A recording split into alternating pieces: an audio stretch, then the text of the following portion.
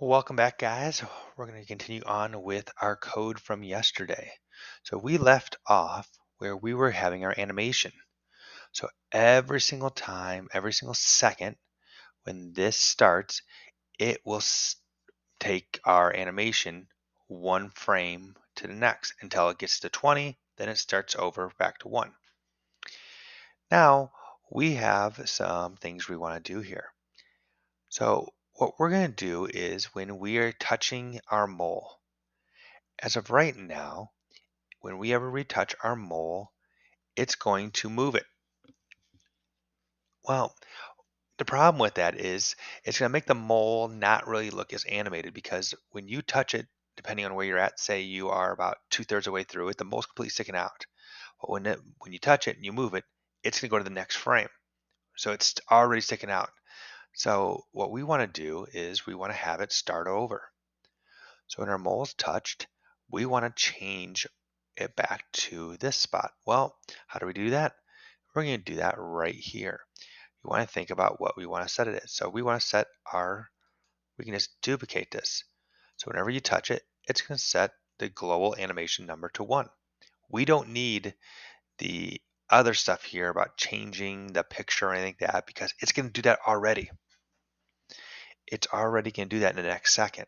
So when I touch that, it's going to set that global animation number to 1, and then the next second it's going to move it. So that is simply all we will need to do for that. So looking at our thing here, let's talk about some of the other stuff here. We have score. So that's a perfect time to do that. You guys know how to add score. So think about when would you want to change the score. We're going to want to change the score here in the touched. So you're going to want to have it change your score. So remember, that's going to be a variable we're going to create. We don't have that variable yet. So I'm going to go ahead and initialize that. I'm going to call it score. I'm going to change it to 0. Now, one thing I want to point out is that anytime you change the score, we need to change that label. I have a score label. So I'm going to set my score label text, and I'm going to set it to, I have to do our join. Now, I'm thinking now, if I go to my backpack, I already have this. At least I thought I did.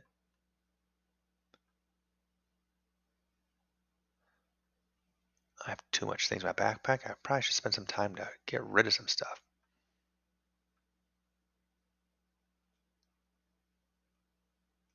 There it is. So I already have that. So I can steal that from there. So I'm going to go ahead and delete those because I already have my backpack for my other programs, one of my things. So now score gets changed to my old score plus 1. And there we go. Now, if I'm doing a score, I might decide that it's never going to end. It's never going to change back to 0 in my current state. Well, when do I want to do that? So again, looking at my designer, I might notice here that I don't have a lot of buttons. So I have some choices here. I could add another button for a reset. But to me, again, I'm a person that believes in trying to make things as simple as that. I'm probably going to have it to say whenever I hit the start button, it's going to change that start, and I want to change, that's when I want to do my score. So again, I'm going to duplicate here. However, I don't need to be my old score. I want to simply make it 0. Get rid of that there. And of course, anytime I change that variable score, it's going to show anything unless I add the score label as well. Now it'll change it to 0, my score, and 0 score. Looking at my screen now, my next thing I've ever done is score. I'm going to do lives. So when would I want to take away lives? Well, I'm looking at taking away lives whenever it moves. So whenever it moves, well, I'm realizing that I missed a time. We want to move. So when we get it to start over, the mole would not just pop out at the same spot. That kind of defeats the purpose. Otherwise, you would kind of go forever. So what we want to do is actually now, whenever it gets back to here, when it starts over, we are going to move it to that random spot. So now, if when it gets back to 1, it's going to move to a new spot. And I'm going to want to set, and then after that, when it moves, it's going to go in and change my animation. So that's pretty simple. So, but now going back to my lives, this would be the time I'd want to have it take away a life. And if you miss a mole, you lose a life. So again, since we are going to be doing a variable for this, I have to make a new variable. We're going to call this one lives. And this is where you're going to want to set it to probably maybe, I'm looking at here, I think I have 3. So I'm going to set my lives to 3. So kind of like the other one. So I'm actually going to steal it.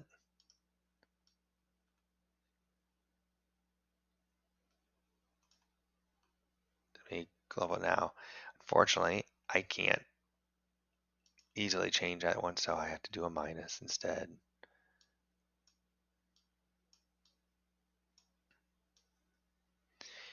And I got to make sure I change the label as well. But it's not score label, it's a lives label. And I'm going to be lives.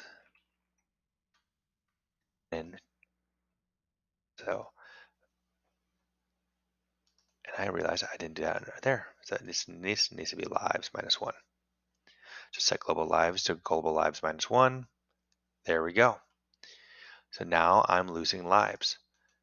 But if you look at here, I'm subtracting 1 every time. Eventually, I'm going to get to 0. That should be game over. So I'm realizing I can't do this like that. I need an if then else statement. So I'm going to go to control, grab an if then else. And my question is going to be, is lives less than, it's going to be, is our lives less than 1? Or because since we're subtracting 1 and then showing it, if I already have 1 life and I subtract 1, now I'm at 0. So I'm not checking to see if I get to 0 lives. I'm checking to see if I get to 1 life, because remember, it's doing this question before I subtract a life. So once if I'm at 1, then I'm going to be dead. So I want to know is, does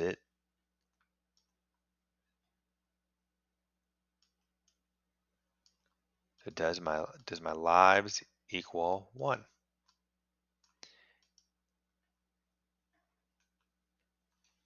Now, if it does equal 1, then I'm going to do some things here. So I got to think about what's going to happen here. Well, I might do a bunch of things to my mole. So I probably want to stop the clock, right? Because I don't want to be animating anymore. So the things I want to have happen there is going to now be false. I might even decide now, you know what? I want to change my background. So I'm going to change my background. Instead of being that green background or whatever color you have it, I'm going to set the color. And what am I doing here? I can just do that here. So I'm going to go ahead and steal that there. Set the canvas color. Now I'm going to say maybe black.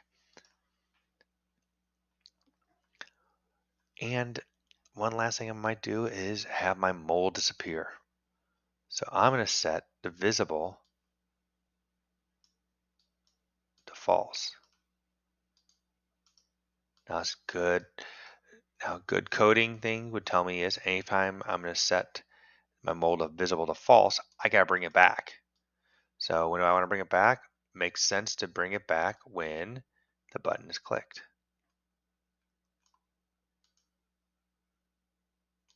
So now I have put my start button. Okay, so the mole is visible, true there.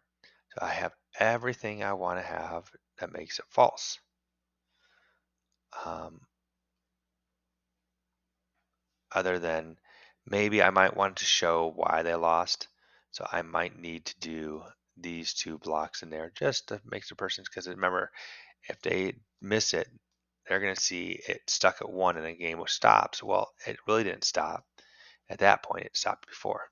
Okay, it stopped after I got the 0. So I'm going to go ahead and put this in there. So it's moved, and then these need to go in the else, because remember, it subtracts 1 and shows that there. Now, of course, I could do it a different way. I could have this before the if question, and the idea being if it is below 0, if it equals 0, then it would just end the game. But both ways work. That is all I'm going to require for you to get done today. However, you can do now any changes you want to it. So if you want to add sound, you know how to add sound. You might have to add sound effects. If you want to change the picture, now that's gonna be a little more complicated, because then you're gonna have to change all the animation list here. You'd have to change some of your numbers to be if it's gonna have less or more pictures. So my global animation number is gonna be different. Um, but you can change anything of those things to kind of do that. So how are you going to show me that you are finished? You are going to take a screenshot of your code. So please make sure you zoom out enough so I can see your entire code.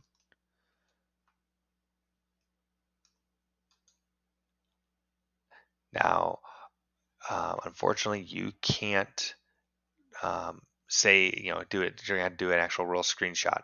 So again, don't make it so small I can't see it all. Make it so that I can there. So you might have to rearrange some things. So you might have to put some things together so that you can fit it in there a little bit better. And if the only thing you can't see is this, again, you can always track it like that to make it a little bit smaller. Remember, you can always go change the width a little bit. Hope this makes sense for everybody, and good luck with this.